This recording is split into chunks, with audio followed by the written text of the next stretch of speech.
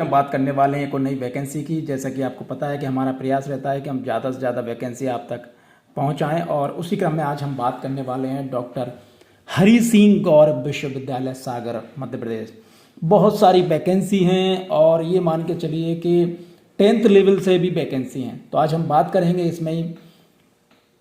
आपको इस वेबसाइट पर आ जाना है, डॉक्टर हरि सिंह गौर विश्वविद्यालय सागर मध्य प्रदेश की। इसमें जब आप नीचे आएंगे तो आपको यहाँ पर ही दिख जाएगा नॉन टीचिंग, एक minute, notification regarding non teaching recruitment for the post of group B and C. हमें इस पर क्लिक कर देना है। जैसे आप इस पर क्लिक करेंगे तो आपके सामने ये पूरी चीज़ें ओपन हो जाएंगी। अब notification regarding non teaching recruitment for the post of group B and C, advertise number A. अब हम इसको डाउनलोड कर लेंगे। हमने डाउनलोड कर लिया है। तो जब हमने डाउनलोड किया तो हमारे सामने ये ओपन हो गया है। अब हम इसको आराम से देख लेते हैं। वीडियो हल्का सा बड़ा रहेगा। Doctor Hari Singh Gour Vishwavidyalaya Sagar Madhya Pradesh. Advertisement, online application are invited from eligible candidate for the various non teaching post of doctor Hari Singh Gour Vishwavidyalaya Sagar Madhya Pradesh in India. Online आवेदन आमंत्रित किए जाते हैं जो योग्य उम्मीदवार हैं उनसे गैर शैक्षणिक पदों के लिए।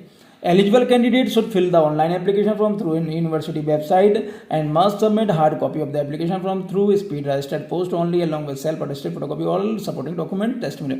आपको फॉर्म भरना है। इसमें ये जो दिया हुआ है इसकी लिंक से आपको फॉर्म भरना है। साथ में आपको हार्ड कॉपी में एप्लीकेशन स्पीड पोस्ट या रजिस्टर्ड डाक से आपको भेजनी है। सेल्फ अटेस्टेड फोटोकॉपी आपको भेजनी है, जो भी उसके डॉक्यूमेंट्स हैं उनके साथ में। स्टार्टिंग डेट 1-2 यानी कल से स्टार्ट हो गया है। लास्ट डेट 2-3 मार्च तक इसकी वैकेंसी जाएगी, यानी लास्ट डेट जो रहेगी मार्च तक रहेगी। तो आप इस चीज़ का खास ख्याल रखिए। Last date of receiving hard copy आप 10 तारीख तक भेज सकते हैं। तो मेरा ये मानना है कि आप सबसे पहले वैकेंसी देख लीजिए। अगर आपके लायक वैकेंसी है, मतलब आप वैकेंसी के लायक हैं, तो आप उसमें बिल्कुल आवेदन कर दीजिए। Detail of non teaching position, post name, group, पे, स्केल, नंबर ऑफ वैकेंसी, पूरी डिटेल यहाँ पर दी हुई है। पद का नाम क्या है, कौन से ग्रुप की है, कितना सैलरी है, कितनी वैकेंसीज हैं। अब देखिए, सैंक्शन ऑफिसर पे 7 है, ग्रुप बी है। प्राइवेट सेक्रेटरी, सिक्योरिटी ऑफिसर आपको चाहिए, assistant, personal assistant, junior engineer civil, semi professional assistant, security inspector, technical assistant, upper division clerk, laboratory assistant, lower division clerk, Hindi typist, driver, cook, multiple tasking staff. अब एक और चीज कि multiple tasking staff में अगर मैं बात करूं तो कई बार जो प्यून है, प्यून, चपरासी, माली, ये इसमें आते हैं। तो कई बार क्या होता है कि कई लोगों को नहीं पता होता है, क्योंकि ये एक तो क्या है इंग्लिश में है। अब कई बार क्या होता है कि आदमी फॉर्म तो भरना चाहता है लेकिन उसे ये नहीं पता कि भाई मेरे लिए वैकेंसी है कि नहीं।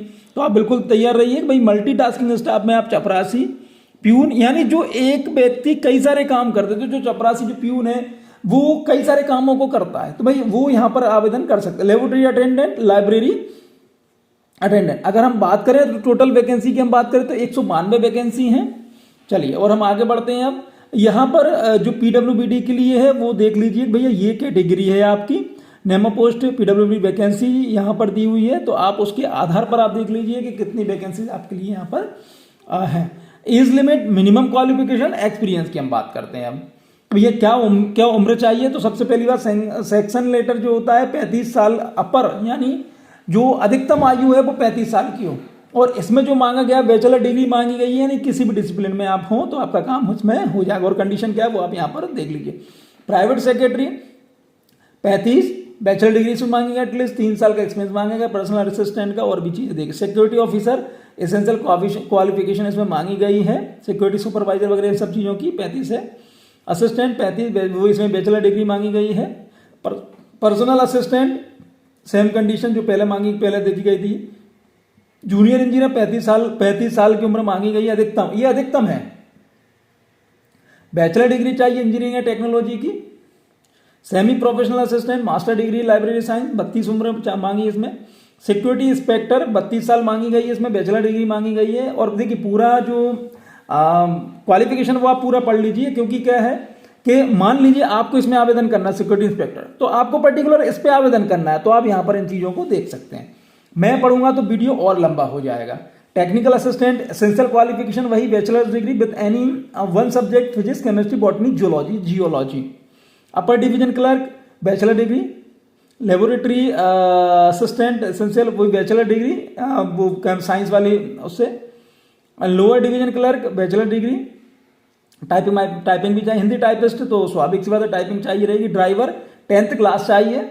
और जो हैवी, जो लाइट और medium heavy vehicle issued by the competent authority having no adverse endorsement वो चाहिए।